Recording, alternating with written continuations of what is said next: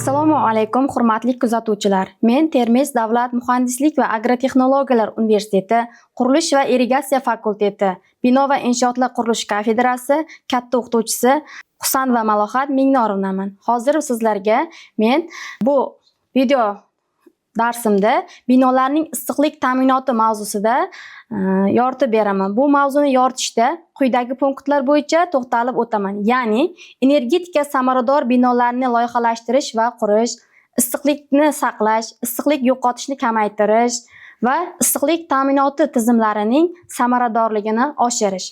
Birinchi punkt bo'yicha to'xtaladigan bo'lsak, issiqlik holati va xonalarda insonlar uchun komfort sharoit yaratish. Bu ma'lumki, binoning xonalarini tashqi muhit ta'siridan tashqari devorlar va tom yopmalar muhofaza qilib turadi. Bu esa xona ichidagi umumiy muhitni talab qilingan me'yoriy darajada ushlab turishga va mikroiqlim sharoitini yaratishga imkon beradi. Bino xonalarida barcha iqlimiy sharoitlar insonning normal faoliyati uchun yaratiladi. Yilning 4 faslida ham bino xonalarida me'yoriy mikroiqlim sharoitini yaratish uchun muhandislik tizimlari xizmat qiladi. Binoning issiqlik rejimi deb quriladigan binoning barcha muhandislik, me'morchilik va sanitariya gigiyenik talablari asosida tashqi va ichki muhitning ta'sirini e'tiborga olgan holda bino xonalarida me'yoriy talab etilgan issiqlik holatini vujudga keltirishga aytiladi. Hisobiy sharoitlarni ta'minlanganligi va xonaning issiqlik balansi, ya'ni xonadagi hisobiy issiqlik sharoitlari uning vazifasiga va sanitariya gigiyena talablariga ko'ra qabul qilinadi. Ko'pgina turar joy va jamoat binolari uchun ushbu sharoitlar bir-biriga o'xshash bo'ladi.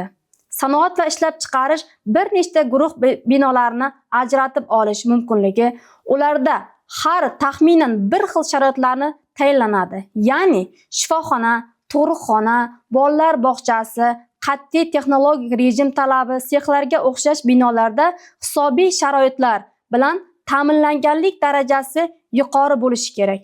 Ya'ni ulardagi berilgan parametrlar yilning qaysi davriga to'g'ri kelishidan qat'iy nazar ta'minlanganligi shartdir. Umumiy maqsadli binolar uchun turar joy, yotoqxona, muzeylar, zallar, kitobxonalar, kitob saqlash xonalari va hokazolar hisobiy ichki sharoitlardan qisqa muddat oralig'ida o'zgarish mumkindir. Energetika samarador binolarni loyihalashtirish va qurish, binolarni qishda isitish va yozgi davrda sovutish katta miqdorda issiqlik va elektr energiyasini sarflaydi. Dizaynlash, qurish va kapital ta'mirlash bosqichlarida murakkab yechimlar majmuidan foydalanish ko'p qavatli va ko'p qavatli bo'lmagan binolarni uzoq muddatda foydalanish jarayonida 10 marta passiv uylar kabi binolarda umumiy energiya sarfini kamaytirishga imkon beradi.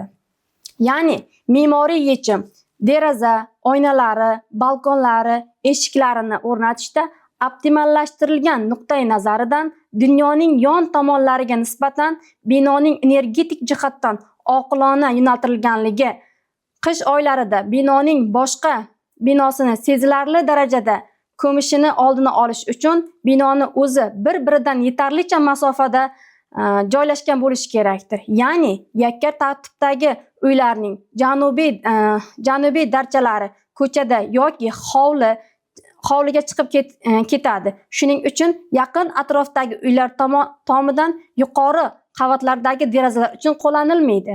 Ular to'g'ridan-to'g'ri qo'shni joylarga qaramaydi.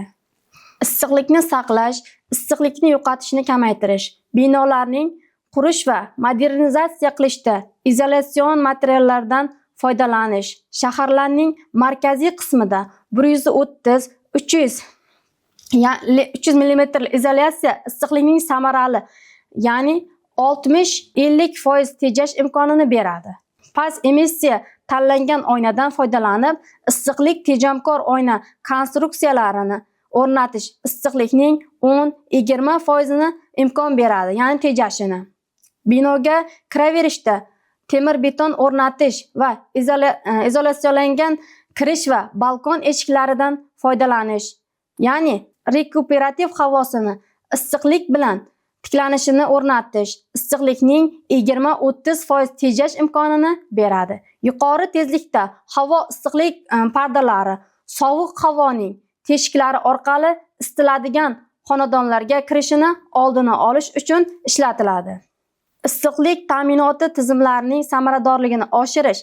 Issiqlik ta'minoti tizimida samaradorlikni oshirish bo'yicha tadbirlar quyidagi optimallashtirish sohalariga kiradi. Manba, ya'ni o'z ehtiyojlari uchun sarflangan xarajatlarni kamaytirish hisobiga issiqlik manbalarining samaradorligini oshirish, ya'ni kondensatsiya qozonlari, ya'ni pirolizatsiya bu organik moddalarni, masalan, yog'och, ko'mir, plastmassa, neft qoldiqlari, ya'ni kislorodsiz yoki kislorod yetishmaydigan sharoitda qizdirish orqali parchalanish jarayonini qozonlari va issiqlik nasoslari kabi zamonaviy issiqlik ishlab chiqaruvchi asbob-uskunalardan foydalanishdir. Issiqlik energiyasining hisobiga oluvchi qurilmalardan foydalanish.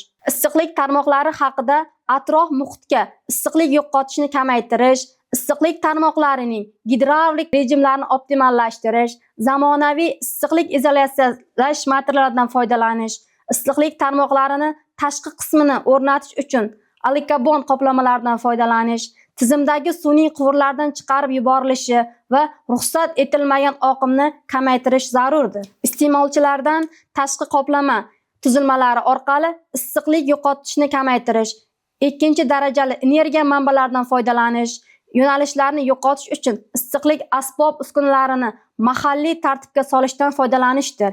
Ya'ni bunda issiqlik uchun issiqlik iste'mol qilinadigan binolarni ko'chirish, shu bilan birga binodagi havo parametrlarini saqlash va ichki issiqlik chiqarish va yuqori issiqlik izolyatsiya parametrlari tufayli yuz berishi kerak.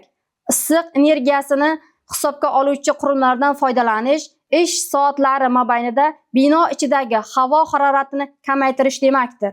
Suvni tejash parametrlariga o'tadigan bo'lsak, biz suv sarfini hisoblagichlarni o'rnatishda, ya'ni faqat suvdan foydalanish albatta kerak bo'lganda, suvni to'kib tashlashning intensivligini tanlab olgan drenaj sochiqlarni o'rnatish, bundan tashqari esa avtomatik suv oqimini regulyatorlarini o'rnatish, kran uchun 61 ming regulyator aeratorlar va dush uchun 101 ming regulyatorlar, yomg'ir suvlarini yig'ish va ulardan foydalanish yo'llarini ko'rishimiz kerak suvni tejash bo'yicha. Bundan tashqari issiqlik o'tkazgichlarni binoda joylashtirish. Biz binolarda issiqlik o'tkazgichlarni quyidagi tipda joylashtirsak, issiqlik quvurlari ochiq yoki yopiq holda o'rnatiladi.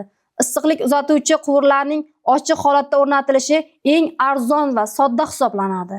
Texnologik, gigiyenik yoki arxitektorli rejalovchi talablari bo'yicha quvur o'tkazilishi berkitilgan bo'lishi mumkin. Magistrallarni texnik xonalarga chordoq, yerto'la va hokazo ko'chiriladi. Ya'ni bundan tashqari esa armatura yoki ajratilgan birikmalar joylashgan yerda luklar o'rnatiladi. Umuman olganda, po'lat quvurlarning montaji ham yengil ishlardan emas. Po'lat quvurlarni biriktirish uchun odatda rezbali maxsus detallar qo'llaniladi. Ruxlangan po'lat quvurlarini payvandlash mumkin emas, chunki payvand jarayonida ruxli qoplama kuyib ketib, birlashtirish qismi tizimidagi eng ta'sirchan joyga aylanib qoladi. Isitish tizimlarida quyidagi turdagi po'lat quvurlardan foydalanadi. Bular suv gaz o'tkazuvchi qora ruxlanmagan payvandlangan quvurlar. Bu quvurlar po'lat lesni qayirib, so'ngra chokni payvandlash yordamida tayyorlanadi. Tayyorlanish usuli bo'yicha bu quvurlar chokli deb ham ataladi. Elektr payvandlovchi chokli quvurlar choksiz yaxlit quvurlarga ham bo'linadi. Bundan tashqari esa polimer quvurlarimiz ham mavjuddir. Polimer quvurlarimiz plastik quvurlar ishlab chiqarilishi va ishlatilishi o'tgan asrning 50-yillardan bir vaqtda Yevropa mamlakatlarida, AQSh va Yaponiyada boshlanadi. Yangi materialning metallga nisbatan o'ziga xos xususiyatlari kuzatiladi. Polimer o'zining kimyoviy tuzilishi bo'yicha yog'och va jun kabi tabiiy yuqori molekulyar moddalarga yaqin organik moddalardir. Polimerlarning afzalliklari quyidagilardir. Bular esa katta bo'lmagan zichlik, buning natijasida kichik vazn, ya'ni elastiklik, berilgan formani qabul qilib, uni eslab qolish xususiyati, mustahkamligi bilan ajralib turadi. Bundan tashqari estetikligi bilan ham bo'yoq bilan oson birikishadi. Polimer quvurlarning boshqa kamchiliklari qiziganda mustahkamligi pasayishi, yonuvchanligi, uzunlik bo'yicha kengayishi, koeffitsiyenti katta. Isitish tizimining quvurlari uchun faqat issiqlikka bardoshli polimerlardan foydalanadi. Biz o'sha mavzumizdan kelib chiqib, quyidagi xulosaga kelishimiz mumkindir. Isitish tizimidagi quvurlar uchun faqat issiqlikka bardoshli polimerlardan foydalanadi. Ular qiziganda yumshoq holatga o'tadi, sovugach qattiqlashadi. Bularga polietilen, polipropilen va nil xlorid rubli betonlar ham misol bo'la oladi. E'tiboringiz uchun rahmat.